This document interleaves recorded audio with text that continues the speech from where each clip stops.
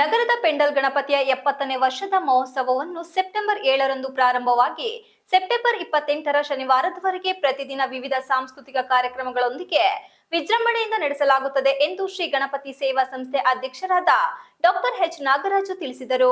ಮಾಧ್ಯಮಕ್ಕೆ ಮಾಹಿತಿ ನೀಡಿದ ಅಧ್ಯಕ್ಷರು ಸೆಪ್ಟೆಂಬರ್ 7ರಂದು 12:30ಕ್ಕೆ ಮಹಾಮಂಗಳಾರತಿಯೊಂದಿಗೆ ಗಣಪತಿ ಪ್ರತಿಷ್ಠಾಪನೆಗೊಂಡು ಪ್ರಸಾದ ವಿನಿಯೋಗ ಪ್ರಾರಂಭವಾಗುತ್ತದೆ. ಮೊದಲ ದಿವಸ ಉದ್ಘಾಟನೆಗೆ ಕ್ಷೇತ್ರದ ಶಾಸಕ ಎಚ್.ಪಿ. ಸ್ವರೂಪ್, ನಗರಸಭೆ ಅಧ್ಯಕ್ಷ ಚಂದ್ರೇಗೌಡ, ನಗರದ ಹಿರಿಯ ನಾಗರಿಕರು, ಸ್ವತಂತ್ರ ಹೋರಾಟಗಾರರು ಸೇರಿದಂತೆ ಗಣ್ಯರು ಆಗಮಿಸಲಿದ್ದಾರೆ ಎಂದರು.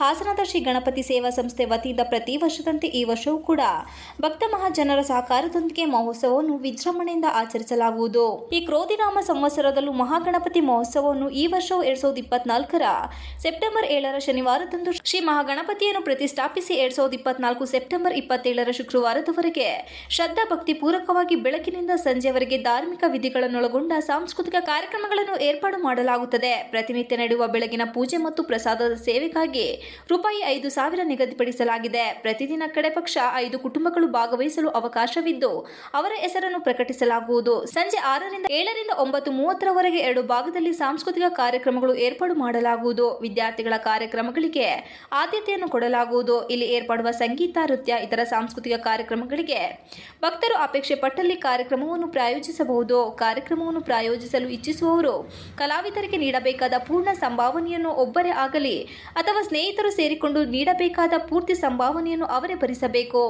ಪ್ರಾಯೋಜಕರ ಹೆಸರನ್ನು ಪ್ರಕಟಿಸಲಾಗುವುದು ಎಂದು ಹೇಳಿದರು.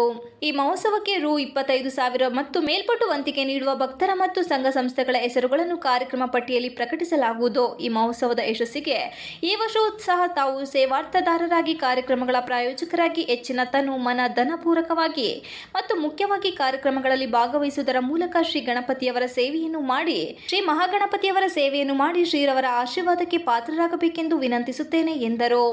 Srinivas, TV 46 Malenadu news, Hassan. ಗಣಪತಿ ಉತ್ಸವಕ್ಕೆ ಏನು ಸುಮಾರು 69 ವರ್ಷ ಸಹಕಾರ ಕೊಟ್ಟಿದ್ರ. ಈ ವರ್ಷನೂ ಕೂಡ ಮುಂದುವರಿಸಿ ಇನ್ನೂ ಚೆನ್ನಾಗಿ ಅದ್ದೂರಿಯಾಗಿ ನಾವು ಎಲ್ಲ ಸೇರ್ಕೊಂಡು ಒಟ್ಟಿಗೆ ಕೈ ಜೋಡಿಸಿ ಒಂದು ಕಾರ್ಯಕ್ರಮವನ್ನು ಮಿನಿ ದಸರಾ ತರ ಮಾಡೋಣ ಅಂತ ಹೇಳಿ ತಮ್ಮನ್ನ ಸಾರ್ವಜನಿಕ ಬಂಧುಗಳಲ್ಲಿ ವಿನಂತಿ ಮಾಡ್ಕೊಳ್ತಾ ಇದ್ದೇನೆ.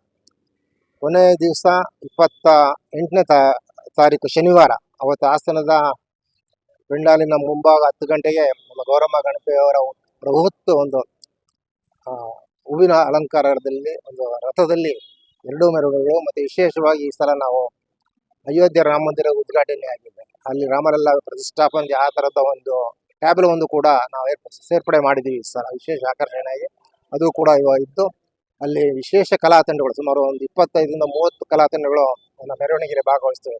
ಹಾಸನದ ಪ್ರಮುಖ ಬೀದಿಗಳಲ್ಲಿ ಸಂಚಾರ ಮಾಡಿ ಸುಮಾರು 10 ಗಂಟೆಗೆ ಪ್ರಾರಂಭ ಆದರೆ ಸಂಜೆ 7:30ರವರೆಗೂ ಆ ಕಾರ್ಯಕ್ರಮಗಳು ನಡೆಯುತ್ತೆ.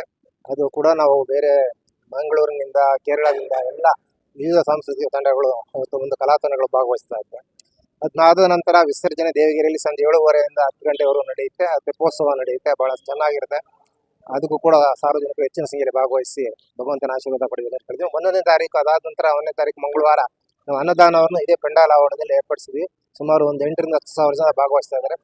ದಯವಿಟ್ಟು ಕೊನೆಯ ಒಂದು ಅನ್ನ ಸಂಪುಟ ಕೂಡ ಸಾವಿರಾರು ಜನ ಸುಮಾರು ಒಂದು 8,000 ಜನಕ್ಕೆ 9,000 ಜನಕ್ಕೆ ನಾವು ಅರೇಂಜ್ ಮಾಡಿದ್ವಿ. ಊಟದ ವ್ಯವಸ್ಥೆಯನ್ನ, ಪ್ರಸಾದ ವ್ಯವಸ್ಥೆಯನ್ನ 1ನೇ ತಾರೀಕು ಮಂಗಳವಾರ ಬಂದು ಸಾರ್ವಜನಿಕರು ಭಾಗವಹಿಸಿ ಪ್ರಸಾದವನ್ನು ಸ್ವೀಕರಿಸಬೇಕು. ಈ ಒಂದು ಗಣೇಶೋತ್ಸವ ಅದ್ದೂರಿಯಾಗಿ ನಡೆಯೋದಕ್ಕೆ ನಾವು ಪ್ರಾರಂಭ ಮಾಡಬೇಕಂತೇಳಿ ನನ್ನೆಲ್ಲ ಬಂಧುಗಳ ವಿನಂತಿ ಮಾಡ್ಕೊಂಡು ಮತ್ತೊಮ್ಮೆ ಶುಭವನ್ನು ಕೋರಿಸಿ ನಾನು ಮಾತಾಡ್ತೀನಿ.